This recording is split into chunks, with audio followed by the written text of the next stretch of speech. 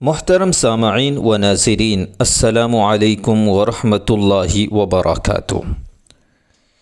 ہندوستان کو گاؤں کا ملک بھی کہا جاتا ہے۔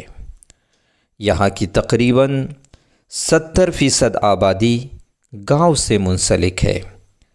شاید اسی لیے کہا جاتا ہے کہ ہندوستان کی اصل روح گاؤں میں بستی ہے۔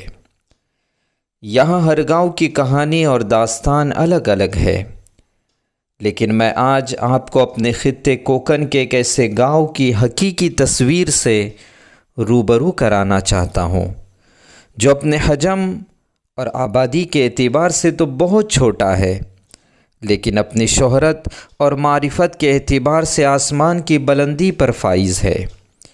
اس کے علاوہ بیرون ممالک میں بھی اس گاؤں کی امتیازی شان اور اعلیٰ معیاری کے چرچے خوب ہوتے ہیں۔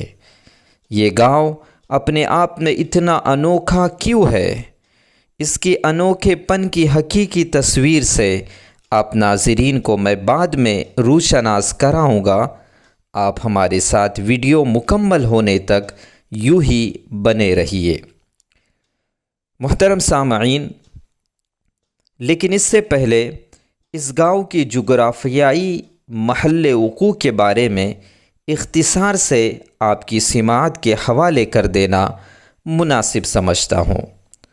ادلا تعلقہ کھیڑ، ضلع رتنا گیری کا ایک کم آبادی والا چھوٹا سا گاؤں ہے۔ یہ گاؤں ریاست مہاراشٹر کی راجدھانی ممبئی سے تقریباً 200 کلومیٹر دور جنوب میں ممبئی گوا قومی شاہراہ کے بالکل کنارے بسا ہے۔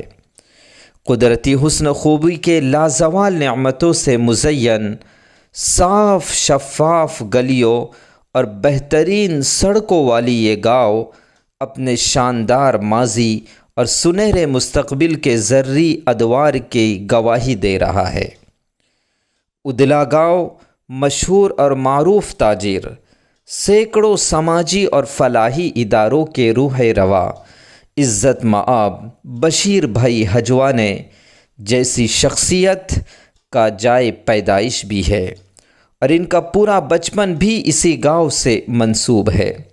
کسی کو کیا پتا تھا مستقبل میں یہاں کا ایک بچہ خلیجی ممالک میں جا کر تجارتی دنیا کا ایک بے تاج بادشاہ بن جائے گا، اپنی سچائی، ایمانداری اور جود و سخا کے میدان میں ایک ایسی روایت کی بنیاد رکھے گا جہاں سے کوئی بھی ضرورت مند ان کے دروازے سے محروم اور خالی ہاتھ نہ لوٹے گا۔ ہمیشہ سے بشیر بھائی کی یہ کوشش رہتی ہے کہ خوشحال اور ترقی یافتہ سماج اور معاشرہ وجود میں آئے۔ ضرورت مندوں، مسکینوں، بے کسوں اور بے سہاروں کے لیے ایسے انتظامات کیے جائے جہاں سے ان لوگوں کو احساس کمتری کی دنیا سے باہر نکلنے کا راستہ مل سکے، جو سماج میں اپنی غربت کی وجہ سے دبے کچلے تصور کیے جاتے ہیں۔ سامعین، بشیر بھائی ہجوانے ایک چھوٹے سے گاؤں سے اپنے یقین کے سفر کا آغاز کرتے ہیں، اور دیکھتے ہی دیکھتے خلیجی ممالک میں ایک کامیاب بزنس مین کی حیثیت سے چھائے ہے۔ الحمدللہ۔ اور اپنی اس کامیابی میں انہوں نے صرف اپنا حصہ متعین نہیں کیا، بلکہ غریبوں، یتیموں اور بیواؤں کو بھی خوب سے خوب تر نوازتے چلے گئے۔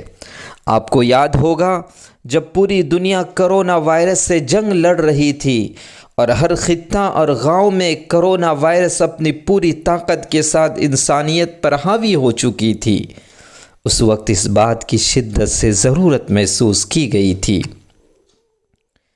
کہ سماج کے با اثر افراد، تنظیمیں اور ادارے خدمت خلق کے لیے میدان میں آگے آئے۔ ایسے حساس، نازک اور پرخطر دور میں بشیر بھائی ہجوانے صاحب نے اہل کوکن کو ایمبولینس کا سب سے قیمتی ہدیہ دے کر اپنی باضمیری اور زندہ دلی کا جو مظاہرہ کیا تھا، کوکن کی تاریخ میں ایسی مثال نہیں ملتی۔ بشیر بھائی حجوانی صاحب نے خطے کوکن کے الگ الگ تعلقے، قصبے اور گاؤں کے لیے 24 گھنٹے خدمات والی ایمبولینس فراہم کیے اور پورے مستعدی کے ساتھ اپنے کارکنان کو میدان عمل میں اتار دیے تاکہ اتلاف جان کی خدشات کو کم کیا جا سکے۔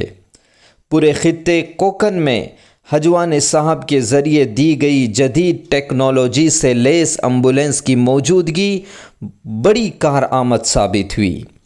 لوگوں میں زندگی جینے کی امیدیں برآئی اور موت کو مات دینے کی ہنر نے نا امید دلوں میں حیات نو کی روح پھونک دی۔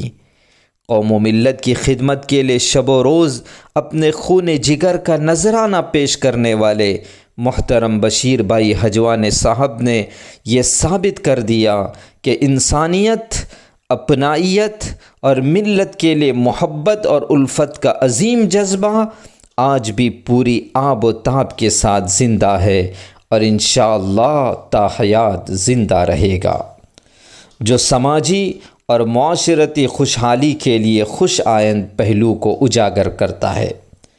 اس میں کوئی شک نہیں، یہ تمام تر مشکل امور اللہ کے فضل و کرم ہی سے پائے تکمیل کو پہنچیں، لیکن اللہ نے ایک مضبوط ذریعہ بشیر بھائی حجوانی صاحب کی شکل میں انسانیت کی فلاح و بہبود کے لیے اتارا، اور انہوں نے بھی اللہ کی عطا کردہ نعمتوں کا خوب استعمال کیا اور بلا تفریق مذہب و ملت کے کارہائے نمایاں انجام دیے۔ اللہ پاک موصوف کے اس وسعت قلبی کو مزید تقویت عطا کرے اور اللہ پاک ان کے جان اور مال میں خوب برکت عطا فرمائے اور ان کا سایہ ہمارے اوپر تا دیر قائم اور دائم رکھے، آمین۔ والسلام علیکم ورحمۃ اللہ وبرکاتہ۔